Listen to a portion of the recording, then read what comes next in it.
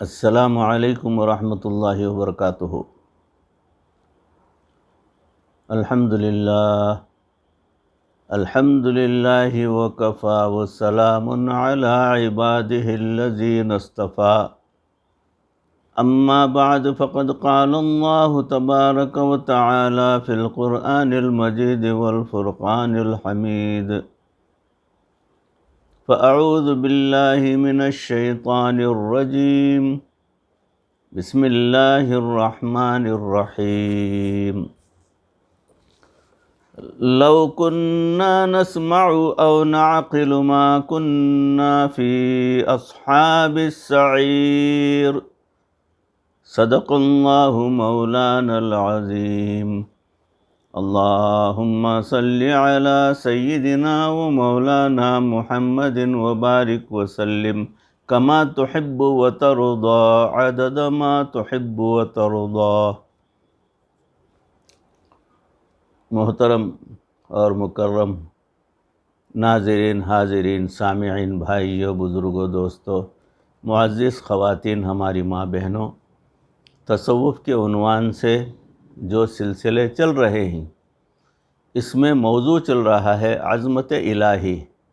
اسی موضوع سے متعلق مضمون سماعت فرمائیں کہ یک پرندہ ہے مینا، اس کو لوگ گھر میں رکھنا پسند کرتے ہیں اور صبح شام اس کی خدمت کرتے ہیں۔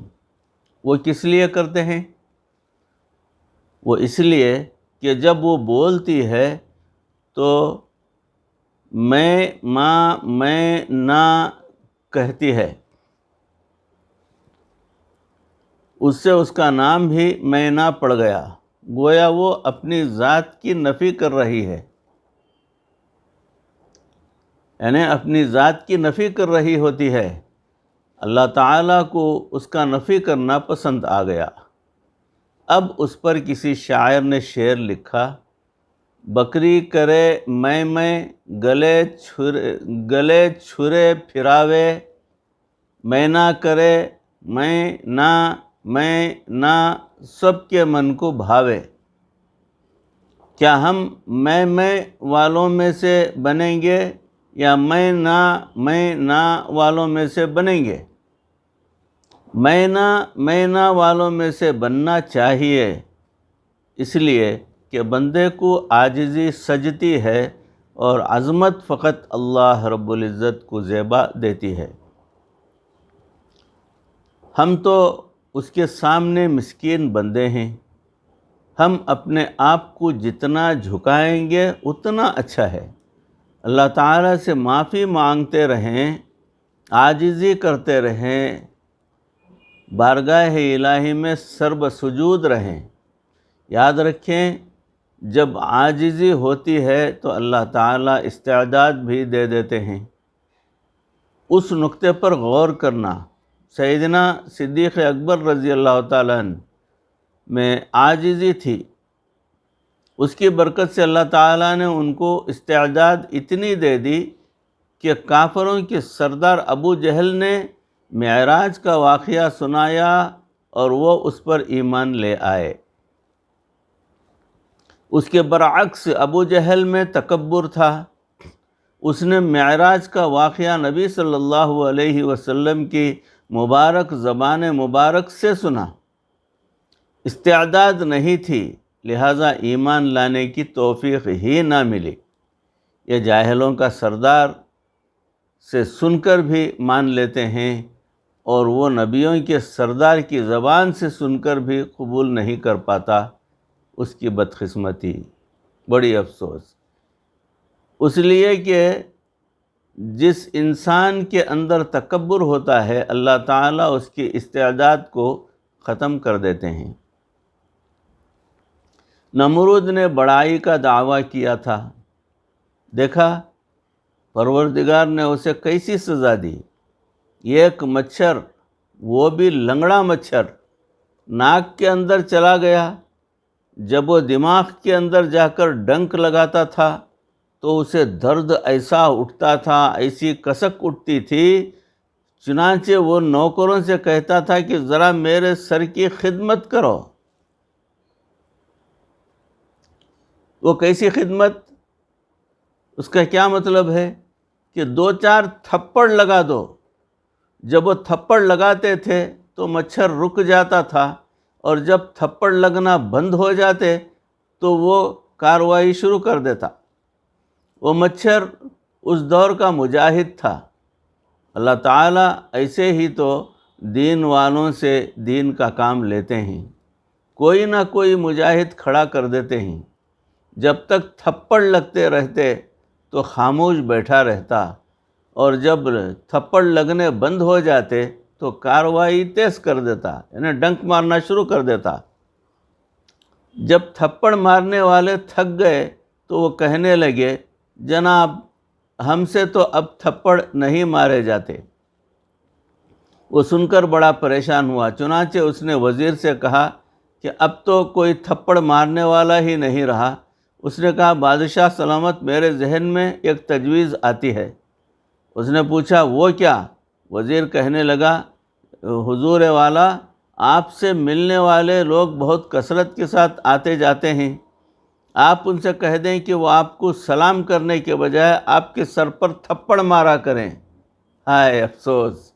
اس نے قانون بنا دیا. چنانچہ نمرود کے دربار میں جو بھی آتا تھا وہ سلام کرنے کی بجائے اس کے سر پر تھپڑیں لگاتا تھا.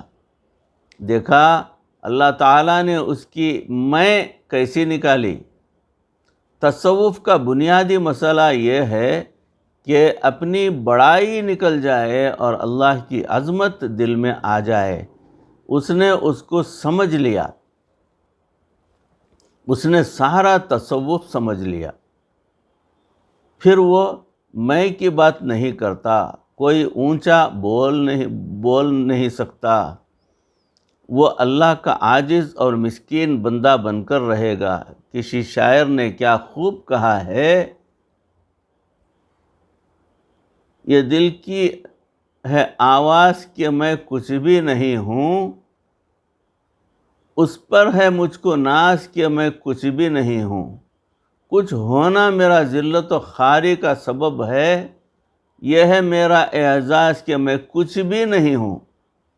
اس سبق کو اچھی طرح سیکھ لیجئے کہ ہمارا اعزاز اسی میں ہے کہ ہم کچھ بھی نہیں ہیں.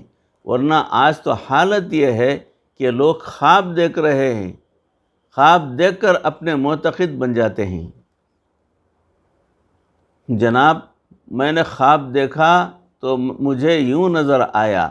اپنے عمل اور کرتوت سامنے نہیں ہوتے، بس اپنے خوابوں کی وجہ سے اپنے معتقد بنے پھر رہے ہوتے ہیں.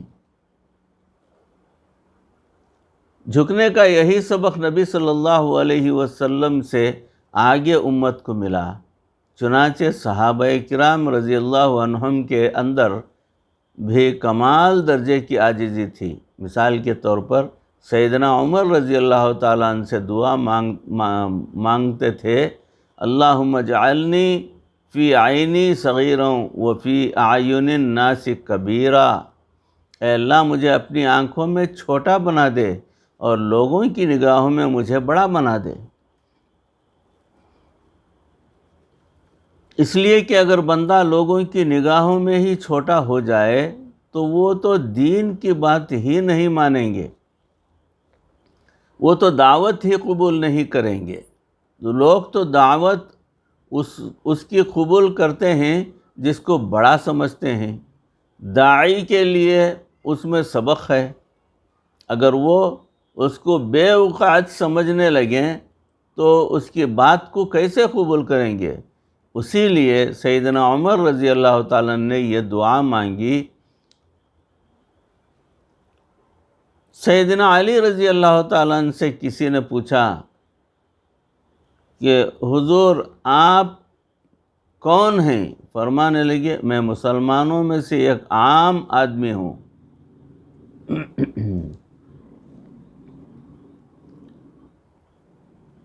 یہ نہیں کہا کہ میں نبی صلی اللہ علیہ وسلم کا داماد ہوں. یہ نہیں کہا کہ میں خلیفہ وقت ہوں. یہ نہیں کہا کہ میں فاتح خیبر ہوں. یہ نہیں کہا کہ میں حیدر کرار ہوں. بلکہ جب اپنا تعارف کروایا تو کس انداز سے کروایا کہ میں مسلمانوں میں سے ایک عام آدمی ہوں، اسی کو عاجزی کہتے ہیں۔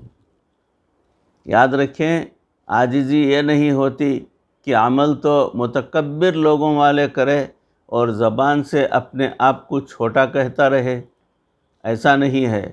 ہاں، دل سے اپنے آپ کو کمتر سمجھے اور دوسروں کو اپنے سے بہتر سمجھے۔ جب یوں عاجزی پیدا ہوگی تو اللہ رب العزت کی طرف سے بھی رحمت ہوگی۔ زمیں کی طرح جس نے عاجزی اور انکساری کی، خدا کی رحمتوں نے اس کو ڈھانپا آسماں ہو کر۔ جو زمیں کی طرح عاجز بنتا ہے، پھر اللہ کی رحمتیں آسمان بن کر اس کو ڈھانپ لیا کرتی ہیں۔ کسی شاعر نے تواضع پر عجیب شعر کہا ہے، فرماتے ہیں، جو اہل وصف ہوتے ہیں ہمیشہ جھک کے رہتے ہیں، جو اہل وصف ہوتے ہیں ہمیشہ جھک کے رہتے ہیں، صراحی سرنگوں ہو کر بھرا کرتی ہے پیمانہ۔ ماشاءاللہ، جب صراحی جھکتی ہے تو پھر پیمانہ بھر دیتی ہے۔ تواضع کا طریقہ سیکھ لو لوگو صراحی سے، تواضع کا طریقہ سیکھ لو لوگو صراحی سے، کہ جاری فیض بھی ہے اور جھکی جاتی ہے گردن بھی۔ ماشاءاللہ، یہ ہے تواضع، اور یہ ہے اپنے آپ کو چھوٹا سمجھنا۔ امام اعظم حضرت ابو حنیفہ رحمۃ اللہ علیہ کے اندر بڑی تواضع تھی۔ ان کی والدہ محترمہ ایک بزرگ حضرت ابو زرعہ سے مسئلے پوچھا کرتی تھی، کیونکہ وہ بڑی عمر کے تھے۔ وہ کئی مرتبہ امام اعظم رحمۃ اللہ علیہ سے کہتی کہ میں نے ایک مسئلہ پوچھنا ہے، مجھے ابو زرعہ کے پاس لے جاؤ۔ چنانچہ امام صاحب ان کو اونٹ پر سوار کراتے اور لے کر ان کے پاس پہنچ جاتے۔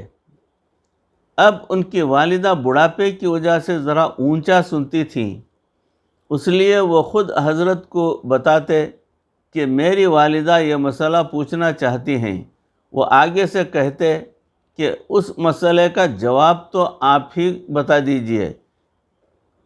اس طرح امام صاحب ان کے مسئلے کا جواب بتا دیتے اور وہ اونچی آواز سے ان کی والدہ کو مسئلہ سنا دیتے۔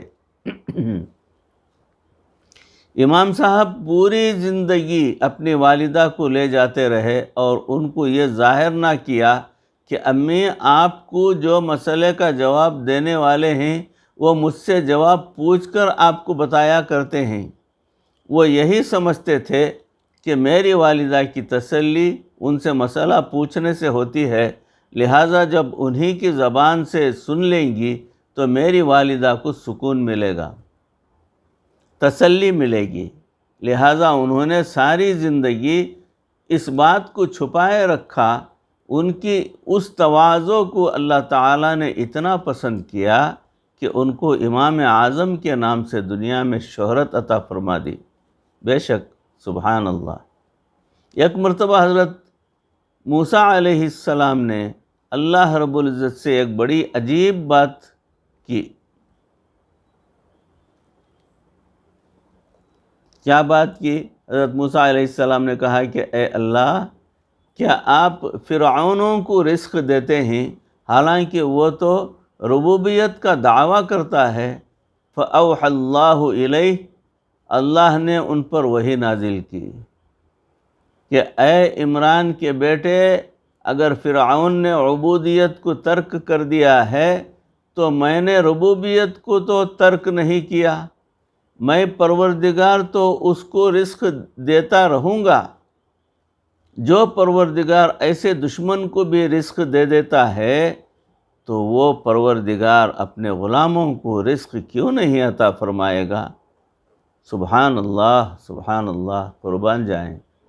ہمیں چاہیے کہ ہم اللہ کی عظمتوں کو دل میں لے کر اس کے سامنے اپنے دامن کو پھیلائیں اور سچے دل کے ساتھ اللہ رب العزت سے مانگیں اس کے اچھے اچھے نام لے کر مانگیں، اس کی عظمتیں بیان کر کے، اس کی تعریفیں کر کے یقین کے ساتھ ہم جو بھی فریاد کریں گے اللہ تعالی ہماری فریاد کو یقیناً قبول کریں گے۔ یاد رکھیے، دنیا میں جس کے پاس مال ہوتا ہے وہ کسی سے یہ بات سننا پسند نہیں کرتا کہ کوئی اس کے سامنے کھڑا ہو کر یہ کہہ دے کہ میں اس کے دروازے پر بھیک مانگنے گیا تھا اور اس کے دروازے سے مجھے بھیک نہیں ملی تھی۔ ارے دنیا میں جس کے پاس مال پیسہ ہو اور وہ بھی فقیر کی زبان سے یہ سننا پسند نہیں کرتا کہ میں نے اس کے در پر صدا لگائی تھی، مجھے دینے والا کوئی نہیں تھا، وہ بھی کہتا ہے کہ جو مانگتے ہو لے جاؤ۔